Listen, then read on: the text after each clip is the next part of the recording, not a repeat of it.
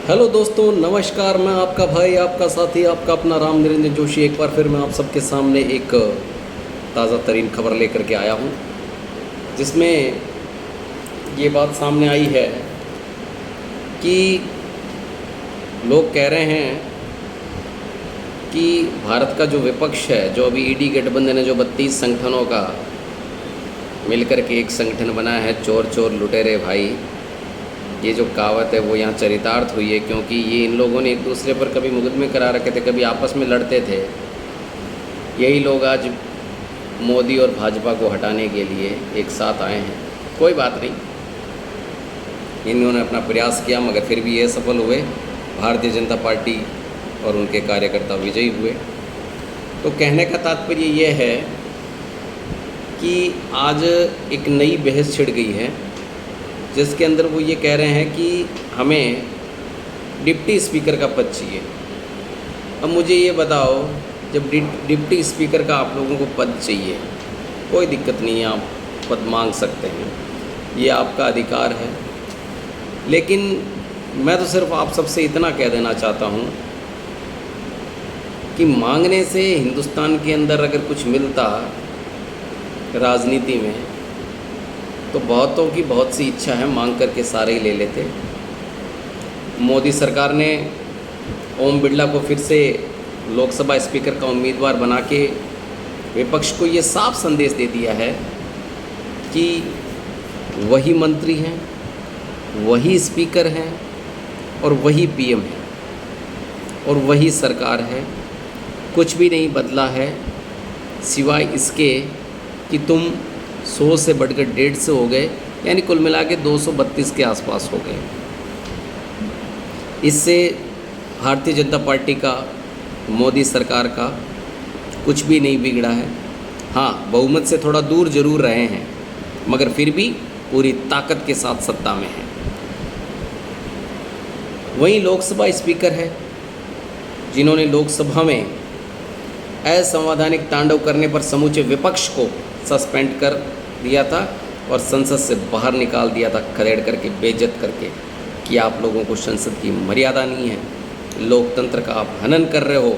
ये कहते हुए ओम जी बिरला ने विपक्ष को अनुशासनहीनता करने पर, उपद्रव करने पर संसद से बाहर कर दिया था और उनको निलंबित कर दिया था। बाकी कहने का मतलब ये है कि ये विरोध इसीलिए है कि भाई अपना एक पक्ष रख दो तो कुछ हो जाए। अरे मेरे दोस्त, पक्ष रखने से कुछ नहीं होता। ये हिंदुस्तान है, यहाँ सब कुछ, जो भी चीज़ होती है वो चुनाव के आधार पर होती है।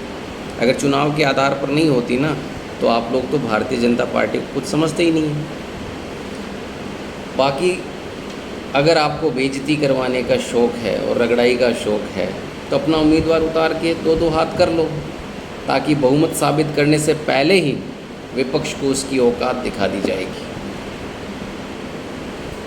वैसे खबर है कि लोकसभा के डिप्टी स्पीकर पद के लिए पिछले दरवाजे से सरकार से भीख मांग रहा है, मगर सरकार कह रही है हम तो संविधान से चल रहे हैं भाई, जिसके पास बहुमत हो वह अपने स्पीकर व डिप्टी स्पीकर बना ले, इसमें कोई दो राय नहीं है। अब राहुल गांधी मीडिया में बयान दे रहे हैं कि राजनाथ सिंह जी का फ़ोन आया, उन्होंने कहा आप हमारा समर्थन करो, तो हम इसका विरोध करते हैं और हम आपका समर्थन इसलिए नहीं करते क्योंकि आप हमारा डिप्टी सीएम नहीं बना दो। अगर आप हमारा डिप्टी सीएम बना दोगे तो हम आपका समर्थन कर देंगे सीएम, डिप्टी स्पीकर के लिए, सॉरी सीएम नाम आ गया। तो कहने का तात्पर्य ये है कि भारत का एक बड़े ओहदे का मंत्री राजनाथ सिंह, जिसको ये जिम्मेदारी दी गई है सभी दलों को मनाने की, वो दल के अध्यक्ष से बात करेगा, ना कि दल के किसी सांसद से। राहुल गांधी मात्र और मात्र एक सांसद हैं, वो कोई अपने दल के अध्यक्ष नहीं हैं। और जो अध्यक्ष नहीं होते, भाजपा के कार्यकर्ता और भाजपा के नेता उन लोगों से बात बहुत कम करते हैं। हाँ, मानवीय वार्ता अलग है, मगर जब संवैधानिक तौर पर बात करनी होगी तो वो हम अध्यक्ष से ही करते हैं। तो वो कह रहे हैं कि भाई राजनाथ सिंह जी का फ़ोन आया, और उन्होंने हमें कहा, तो भाई पहली बात तो आपके पास फ़ोन आया नहीं, ये आपका पहला झूठ। और ये तो मैं कह रहा हूँ, अब राजनाथ सिंह जी क्या कह रहे हैं वो भी मैं आपको बता देता हूँ। राजनाथ सिंह जी कह रहे हैं हम पार्टी के अध्यक्ष से बात करेंगे।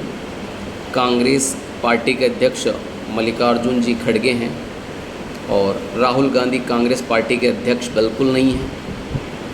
वह सिर्फ़ और सिर्फ एक सांसद हैं, और हमारी 3 बार खड़गे जी से बात हो चुकी है, और राहुल गांधी जी कह रहे हैं कि हमने राजनाथ जी सिंह को कॉल किया है, परंतु राजनाथ सिंह के कॉल बैक नहीं आया, ना ही उन्होंने उठाया। तो राहुल गांधी जी, जनता को प्रगलाना और बहकाना बंद करो। झूठ की दुकान अब नहीं चलने वाली आपकी, क्योंकि इसका खंडन खुद राजनाथ सिंह कर चुके हैं। चलो मान भी लिए कि आप मांग रहे हो, और आपके मांगने से आपको डिप्टी स्पीकर का पद दे दिया जाए, तो आपको कुछ ऐसी मिसाल पैदा करनी चाहिए थी ना, जिससे कि हम आपको डिप्टी सीएम का पद दे सकें, डिप्टी स्पीकर सॉरी। तो राहुल गांधी जी ने बीजेपी को साफ चेतावनी दे दी है कि इंडिया गठबंधन बीजेपी स्पीकर का तभी समर्थन करेगा जब बीजेपी डिप्टी स्पीकर का पद विपक्ष को देगी। हमने राजनाथ सिंह जी को स्पष्ट कह दिया है, कोई गलती ना करें, हम लोकसभा में उपाध्यक्ष पद चाहते हैं। आप चाहते हो?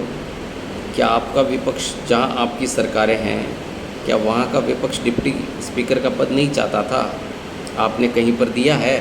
कहीं ऐसी मिसाल पैदा की है जो आपको डिप्टी स्पीकर का पद दिया जाए? पश्चिम बंगाल में आपके ईडी गठबंधन की सरकार है, टीएमसी की, वहाँ स्पीकर भी टीएमसी का है और डिप्टी स्पीकर भी टीएमसी का है। अब हम दूसरे स्टेट की बात करते हैं, तमिलनाडु। तमिलनाडु में भी आपकी ईडी गठबंधन की सरकार है, डीएमके की, वहाँ स्पीकर डीएमके का है और डिप्टी स्पीकर भी डीएमके का है। अब हम बात करते हैं कर्नाटक की। कर्नाटक में भी स्पीकर कांग्रेस का है और डिप्टी स्पीकर भी कांग्रेस का है। आपने यहाँ तो विपक्ष को पद नहीं दिया। हम चलो बात कर लेते हैं दिल्ली की, वो भी आपकी ईडी गठबंधन का है, वहाँ भी स्पीकर है वो आपका है और डिप्टी स्पीकर भी आपका है। आपने यहाँ तो विपक्ष को डिप्टी स्पीकर का पद नहीं दिया। अब हम बात करते हैं हिमाचल की, जहाँ स्पीकर भी आपका है और डिप्टी स्पीकर भी आपका यानी कांग्रेस का। तो कांग्रेस ने यहाँ मिसाल पैदा करनी चाहिए थी ना, तब जाके वो मांगते ना, हम खुद कुछ नहीं करेंगे, बस हमें दे दो। क्यों भीखमंगों की तरह मांग रहे हो? शर्म करो, राष्ट्रीय पार्टी हो आप, बहुमत से लड़ना सीखो। पंजाब में भी यही हाल, पंजाब में भी आपके स्पीकर और डिप्टी स्पीकर आप ही के हैं, वहाँ तो विपक्ष को नहीं दिए, दिल्ली में भी नहीं दिए, हिमाचल में भी नहीं दिया, कर्नाटक में नहीं दिया, तमिलनाडु में नहीं दिया, पश्चिम बंगाल में नहीं दिया। तो आपने कहीं दिया नहीं, तो फिर आप किस मुंह से मांगने आ गए हो? शर्म आती है आपको थोड़ी बहुत? दुनिया को बेवकूफ़ बनाना बंद करो। भारत की जनता ने आपको काम के लिए चुना है, काम करो। हमें करना कुछ नहीं है, बस हमें दे दो, गई वो बातें।